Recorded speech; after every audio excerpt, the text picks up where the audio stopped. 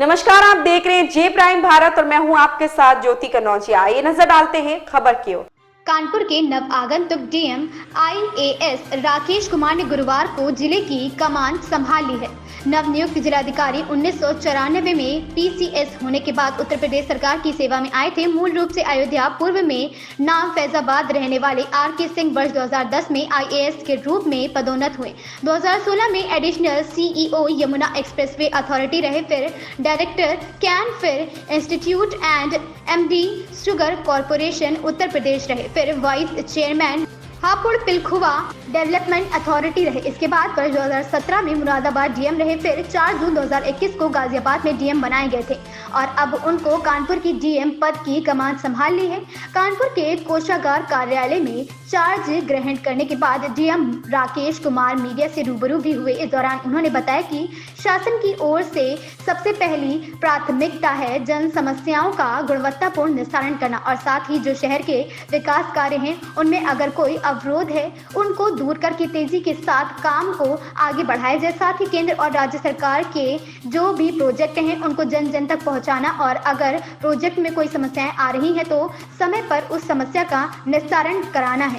नवागंतुक DM ने लोकसभा 2024 के चुनाव के लिए कहा कि जो मतदान प्रतिशत है उसको कैसे बढ़ाया जाए ताकि कानपुर में 100% मतदान हो सके। इस पर भी विशेष काम किया जाएगा और वोटरों को वोट डालने के लिए सभी संगठनों के साथ मिलकर समय समय पर कैंप आयोजित करेंगे। चुनाव के पहले प्री इलेक्शन पीटीएम करेंगे, पेरेंट्स टीचर मीटिंग, जिसमें स्कूल के बच्चे अपने अभिभावक को लेकर आएंगे और उनको मतदान करने की शपथ दिलाई जाएगी। इसके बाद पोस्ट इलेक्शन पीटीएम कराएंगे जिसमें बच्चा खुद बताएगा कि उसके अभिभावक ने वोट दिया है कि नहीं। इसके साथ ही मीडिया के माध्यम से भी आम जनमानस को मतदान के लिए जागरूक करते रहेंगे। संवाददाता सुजीत कुमार की रिपोर्ट।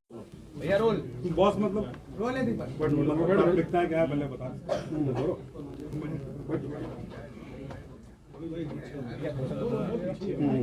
शासन ने आपको यहाँ पे बना के कानपुर जैसे महत्वपूर्ण जगह पे भेजा, मुरादाबाद और गाजियाबाद जैसे शहरों में डीएम बतौर रहे, तो कानपुर में किस तरह की प्लानिंग के साथ आए, क्या है?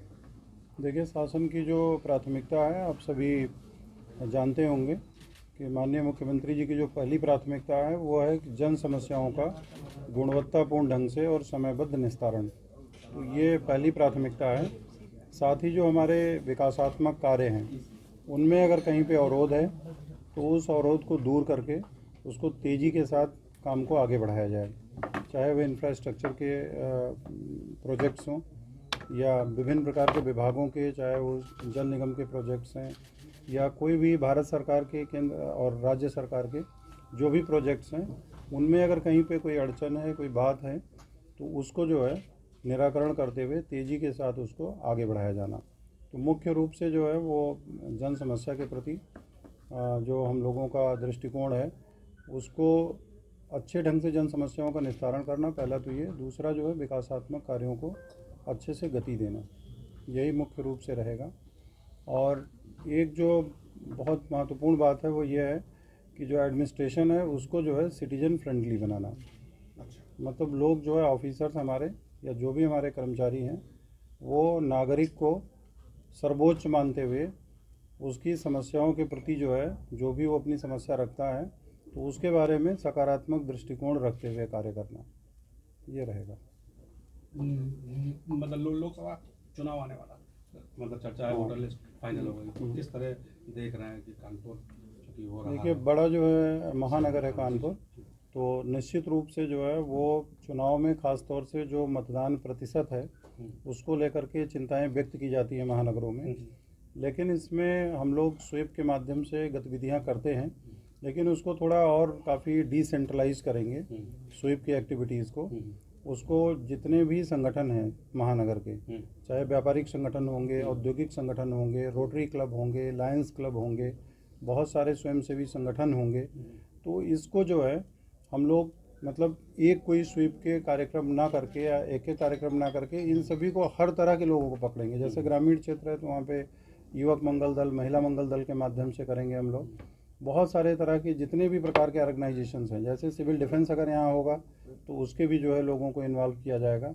स्काउट गाइड, एनएसएस, इन सब लोगों को इन्वॉल्व करके एक ऐसा माहौल बनाया जाएगा। बहुत सारी चीज़ें जो है हम लोग इस बार जैसे इस संबंध में जो है वो मैं ये कोशिश करूँगा यहाँ पे अपने DIOS और BSA के माध्यम से कि हम लोग चुनाव के पहले एक प्री इलेक्शन PTM करेंगे, अच्छा, है ना, इसमें क्या करेंगे सर? Parents teacher meeting. अच्छा, उसमें जो है बच्चा पेरेंट्स को लेकर के आएगा, माँ बाप को अपने, हाँ, और वो उस दिन शपथ दिलाई जाएगी स्कूल में। अच्छा, और अलग अलग क्लास, एक दिन पूरे स्कूल की PTM एक दिन नहीं होगी, हम्म। किसी दिन क्लास 1 की होगी, किसी दिन क्लास 2 की होगी। हम्म, और PTM के माध्यम से ये करेंगे हम लोग हम्म, कि उसको पहले शपथ दिलाई जाएगी पेरेंट्स को उसके हम्म। कि मतदान के दिन मतदान अवश्य करेंगे, और एक पोस्ट इलेक्शन PTM करवाएंगे, अच्छा, जिसमें ये देखा जाएगा, बच्चा खुद बताएगा हम्म, कि उसके पेरेंट्स ने, माँ बाप ने, दोनों ने वोट किया है कि नहीं किया है। अच्छा, तो थोड़ा उससे पेरेंट्स पे मॉरल प्रेशर रहेगा एक, हम्म, क्योंकि हम इसको इस तरह से तो नहीं कर सकते कि अगर कोई वोट नहीं देता है हम्म, तो उसको कोई दंडित करने का प्रावधान नहीं है, हम्म, लेकिन उसके ऊपर मॉरल प्रेशर ही हम जितना क्रिएट कर सकते हैं वो करेंगे।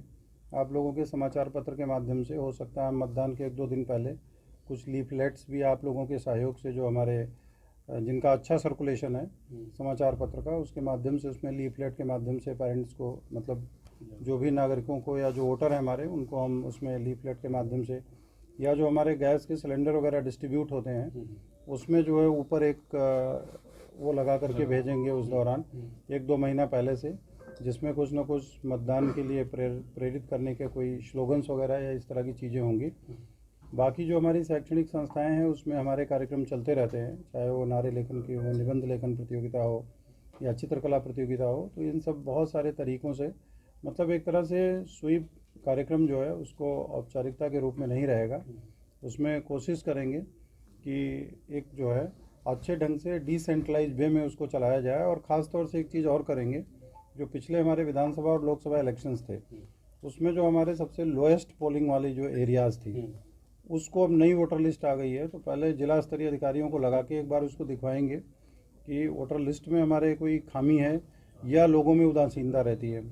दूसरा ये है कि कभी कभी जो चरणबद्ध तरीके से इलेक्शंस होते हैं, तो पड़ोसी, अगर पड़ोस में जनपद है और वहाँ पे अवकाश नहीं है और वहाँ पे फैक्ट्रीज़ हैं, कुछ हैं, तो जैसे मैं गाज़ियाबाद से हूँ, वहाँ पे सबसे बड़ी दिक्कत ये निकल के आई कि दिल्ली में उस दिन चुनाव नहीं होते हैं, तो बहुत सारे बड़ी संख्या में लोग दिल्ली के ऑफिसेज में और वहाँ पे इंडस्ट्रियल एरियाज़ में चले जाते हैं, तो उसको लेकर के परसेंटेज लो रहता है।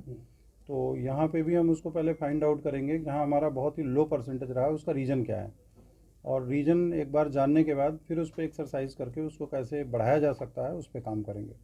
तो कुल मिला के इसमें हम सभी लोग जो है, पूरी टीम काम करेगी और आप लोगों का सहयोग लेंगे, और मुझे लगता है कि इस बार कानपुर में अच्छा पोल परसेंटेज रहेगा। कानपुर वाले, जैसे मतलब ये तो बात हो गई आपकी प्राथमिकताओं की, जो कानपुर की समस्याओं की, हमें जो जैसे आपको भी आ गए होंगे तो आपने भी देखी होगी, पता की होगी, सड़क वगैरह है। जल निगम ने यहाँ लाइन डाली 2008 में, मतलब तब से मतलब फव्वारा बंद नहीं हुआ भ्रष्टाचार का, तो लगातार जगह जगह फूटता रहता है।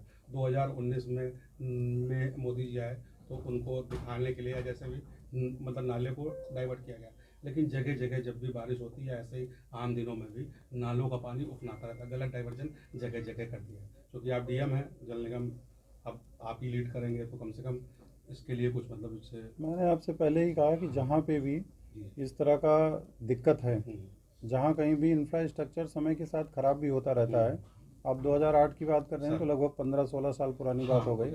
तो जहाँ पे भी इंफ्रास्ट्रक्चर ख़राब होता है, नेचुरली अगर ख़राब है तो उसको रिप्लेसमेंट का या उसका कोई ना कोई तकनीकी तरीका जो है वो विभाग ढूंढेगा। तो नागरिक, इस खबर में बस इतना ही। बने रहें J प्राइम भारत के साथ।